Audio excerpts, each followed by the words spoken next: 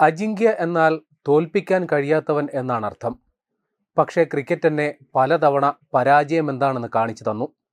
Cricket താരങ്ങൾ എന്ന നിലയിൽ നമ്മൾ വിജയത്തേക്കാൾ കൂടുതൽ പരാജയങ്ങൾ നേരിടേണ്ടി വരാറുണ്ട്. എൻ്റെ ടീം മത്സരങ്ങൾ തോറ്റിട്ടുണ്ട്, എനിക്കും തെറ്റുകൾ പറ്റിയിട്ടുണ്ട്. എന്നാൽ ഞാൻ ഒരിക്കലും പരാജയപ്പെടാത്ത ഒരു സ്ഥലമുണ്ട്. അത് നിങ്ങളുടെ ഹൃദയങ്ങളിലാണ്. നിങ്ങൾ എന്നെ ഒരിക്കലും ഒരു അപരിചിതനായി കണ്ടിട്ടില്ല. നിറകണ്ണുകളോടെ തൻ്റെ വിരമിക്കൽ പ്രഖ്യാപനവും ക്രിക്കറ്റ് പ്രേമികൾക്ക് അവിസ്മരണീയമാക്കി അജിങ്ക്യ രഹാനെ പാടഴിച്ച് വെച്ചിരിക്കുന്നു. ക്യാപ് നമ്പർ 278 അങ്ങനെ ക്രിക്കറ്റ് ചരിത്രത്തിൻ്റെ ഭാഗമായി മാറി. ജിങ്സ് എന്ന ചുരുക്കപ്പേരുകാരനായ ശാന്തനായ ആ പോരാളിയോട് ക്രിക്കറ്റ് അധികൃതർ നീതി ചെയ്തിട്ടുണ്ടോ? ഇല്ല എന്ന് തന്നെ പറയണം. നിങ്ങളുടെ ഓർമ്മ 2019 ഏകദിന ലോകകപ്പ് സെമി ഫൈനലിലേക്ക് കൊണ്ടുപോവുകയാണ്. ന്യൂസിലാൻഡിനെതിരെ ചെറിയ സ്കോർ പിന്തുടർന്ന ടീം ഇന്ത്യ MS ധോണിയുടെ റണ്ണൌട്ടിന്റെ രൂപത്തിൽ അവസാന പ്രതീക്ഷയും അസ്തമിച്ച് തലകുനിച്ചു.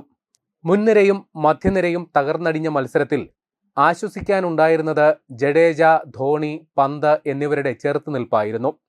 മധ്യനിരയുടെ ദൗർബല്യം നിഴലിച്ച ആ മത്സരത്തിൽ അല്ല, ആ ടൂർണമെന്റിൽ തന്നെ വമ്പൻ പരാജയമായ മറ്റൊരാൾ ഉണ്ടായിരുന്നു. സെലക്ടർമാർ 3D പ്ലെയർ എന്ന് വിശേഷിപ്പിച്ച് ടീമിൽ എത്തിച്ച വിജയ് ശങ്കർ. വിശ്വസ്തരായ അമ്പാട്ടി റായിഡു, അജിങ്ക്യ രഹാനെ എന്നിവരെ തഴഞ്ഞാണ് വിജയ് ശങ്കർ പരിഗണിക്കപ്പെട്ടത്. രഹാനെയും വിജയ് ശങ്കറും ഏറെക്കുറെ അടുത്തടുത്ത ദിവസങ്ങളിലാണ് അന്താരാഷ്ട്ര കരിയറിൽ നിന്ന് വിരമിക്കൽ പ്രഖ്യാപിച്ചത്. രഹാനെയുടെ വിരമിക്കൽ വാർത്ത വലിയ വാർത്താ തലക്കെട്ടാകുമ്പോൾ വിജയ് ശങ്കറിന്റെ വിരമിക്കൽ വാർത്ത പോലും അല്ലാതായി.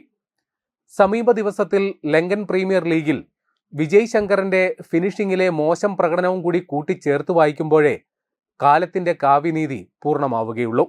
ലോകകപ്പ് ടീമിൽ നിന്ന് തഴയപ്പെട്ടതിൽ അമ്പാട്ടി റായുഡു പൊട്ടിത്തെറിച്ചു. BCCയെ പരിഹസിക്കുന്ന തരത്തിൽ പരസ്യ പ്രതികരണവും നടത്തി. വൈകാതെ വിരമിക്കൽ പ്രഖ്യാപനവും ഉണ്ടായി. എന്നാൽ തന്റെ നിരാശ അടുത്ത സുഹൃത്തുക്കളോട് മാത്രം പങ്കുവെക്കുന്നതിൽ ഒതുക്കി രഹാനെ. 2015 ലോകകപ്പിൽ എല്ലാ മത്സരങ്ങളും ജയിച്ച് സെമിയിൽ എത്തിയ ടീമിൽ നിർണായക സംഭാവന രഹാനെ നടത്തിയിരുന്നു. ഗ്രൂപ്പ് ഘട്ടത്തിൽ ദക്ഷിണാഫ്രിക്കയെ പരാജയപ്പെടുത്തിയത് രഹാനെയുടെ മികവിലായിരുന്നു. അതുകൊണ്ട് തന്നെ 2019 ലോകകപ്പിലും രഹാനെ സ്ഥാനം പ്രതീക്ഷിച്ചിരുന്നു. ശാന്തത എന്നത് ആക്രമണോത്സുകതയ്ക്ക് എതിരല്ല എന്ന സന്ദേശത്തോടെയാണ് ക്രിക്കറ്റ് ഇതിഹാസം സാക്ഷാൽ സച്ചിൻ ടെണ്ടുൽക്കർ പോലും രഹാനെയെക്കുറിച്ച് വിശേഷിപ്പിച്ചത്. വ്യക്തിഗത റെക്കോർഡുകളേക്കാൾ എപ്പോഴും ടീമിന്റെ വിജയത്തിന് മുൻഗണന നൽകിയ സ്വാർത്ഥതയില്ലാത്ത കളിക്കാരനെന്നായിരുന്നു ദ്രാവിഡ് ഓർമ്മിച്ചത്. തന്റെ തലമുറയിലെ ഏറ്റവും മികച്ച കളിക്കാരിൽ ഒരാളാണ് രഹാനെയെന്ന് യുവരാജ് ഇൻസ്റ്റാഗ്രാമിൽ കുറിച്ചു. ഒരുപക്ഷെ ഇന്ത്യൻ ക്രിക്കറ്റ് ഏറ്റവും വില കുറച്ച് കണ്ട ക്രിക്കറ്റർമാരുടെ പരമ്പരയിലെ കണ്ണിയാണോ രഹാനെ? മറ്റൊരു അർത്ഥത്തിൽ പറഞ്ഞാൽ സൗരവ് ഗാംഗുലി യുഗത്തിന് ശേഷം MS ധോണി വാർത്തെടുത്ത ഇന്ത്യൻ ടീമിൽ നിന്ന് പ്രതിഭാ ധാരാളിത്തമുണ്ടായിരുന്ന ഒരാൾ കൂടി പടിയിറങ്ങി. രോഹിത് ശർമ്മ, വിരാട് കോഹ്ലി എന്നിവർ കൂടി അരങ്ങൊഴിയുമ്പോൾ ആ പട്ടിക പൂർണ്ണമാകും. വിദേശത്തും സ്വദേശത്തും ഇന്ത്യൻ ബാറ്റിംഗ് നിരക്ക് നേരെ ചീറിപ്പാഞ്ഞ പന്തുകൾ തടുത്തിട്ട ഒരു വൻമതിൽ നമുക്കുണ്ടായിരുന്നു. സാക്ഷാൽ രാഹുൽ ദ്രാവിഡ്. ദ്രാവിഡിന് ശേഷം ആര് എന്ന ചോദ്യത്തിന് 2 ഉത്തരങ്ങളുണ്ടായിരുന്നു. ഒന്ന് ചേതേശ്വർ പൂജാര, മറ്റൊന്ന് അജിങ്ക്യ രഹാനെ. തന്റെ യഥാർത്ഥ പിൻഗാമിയെന്ന ദ്രാവിഡ് പോലും വിശേഷിപ്പിച്ചത് രഹാനെയായിരുന്നു. വെല്ലുവിളികളെയും വിമർശനങ്ങളെയും ബാറ്റുകൊണ്ട് മാത്രം മറുപടി നൽകിയ ജെന്റിൽമാൻ ഗെയിമിന്റെ സമീപകാല മികച്ച ഉദാഹരണം. കളിച്ചത് 85 ടെസ്റ്റ് മത്സരങ്ങൾ, 38 ശരാശരിയിൽ 12 സെഞ്ചുറികൾ ഉൾപ്പെടെ 5077 റൺസ്, 90 ഏകദിനങ്ങളിൽ നിന്ന് 2962 റൺസ്. ഏറ്റവും പ്രധാനം, നായകനാകാൻ അവസരം ലഭിച്ചപ്പോൾ തോൽവി അറിയാതെ ടീമിനെ നയിച്ച ആ ചരിത്ര നേട്ടമാണ്. 2021 ബോർഡർ ഗവാസ്കർ ട്രോഫിയിൽ ആദ്യ ടെസ്റ്റിൽ 36 റൺസിന് ഓൾ ഔട്ടായി നാണം കെട്ട തോൽവി ഏറ്റുവാങ്ങിയ ടീം. വിരാട് കോഹ്ലി നാട്ടിലേക്ക് മടങ്ങിയപ്പോൾ ക്യാപ്റ്റൻസി ഏറ്റെടുത്ത രഹാനെ 2ാം ടെസ്റ്റിൽ സെഞ്ചുറിയുമായി ടീമിനെ വിജയത്തിലേക്ക് നയിച്ചു.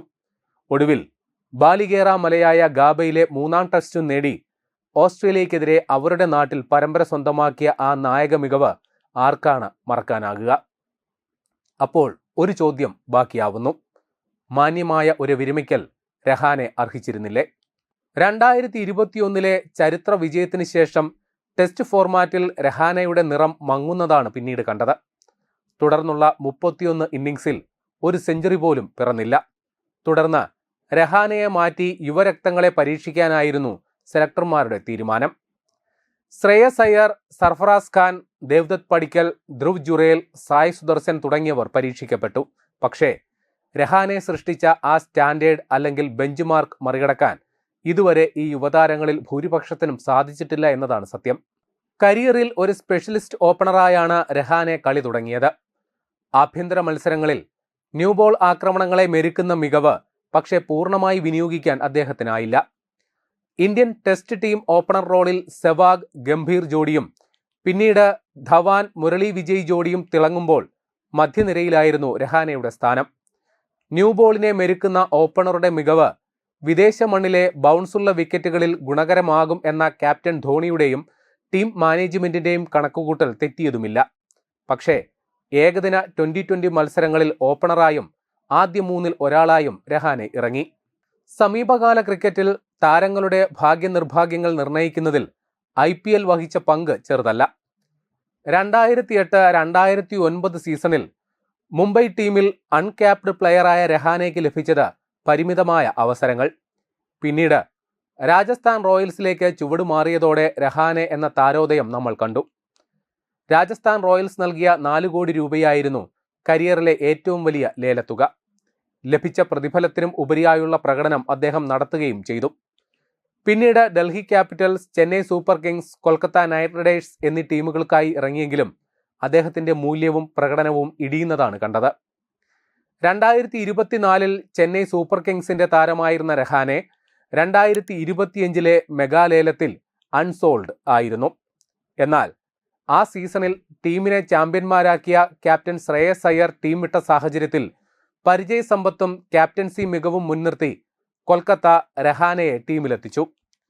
കഴിഞ്ഞ സീസണിൽ കൊൽക്കത്തയും ബാറ്റിംഗിൽ രഹാനെയും ഒരേപോലെ നിറമങ്ങിയപ്പോൾ അദ്ദേഹത്തിന്റെ കരിയറിന്റെ അടുത്ത ഘട്ടം വ്യക്തമായിരുന്നു. ടെസ്റ്റിൽ യുവതാരങ്ങളെ ഇറക്കിയുള്ള പരീക്ഷണം പൂർണ്ണ വിജയം കാണാത്ത സാഹചര്യത്തിൽ ദേശീയ ടീമിലേക്ക് രഹാനെയുടെ അപ്രതീക്ഷിത തിരിച്ചുവരവ് പ്രതീക്ഷിച്ചവരും നിരവധിയാണ്.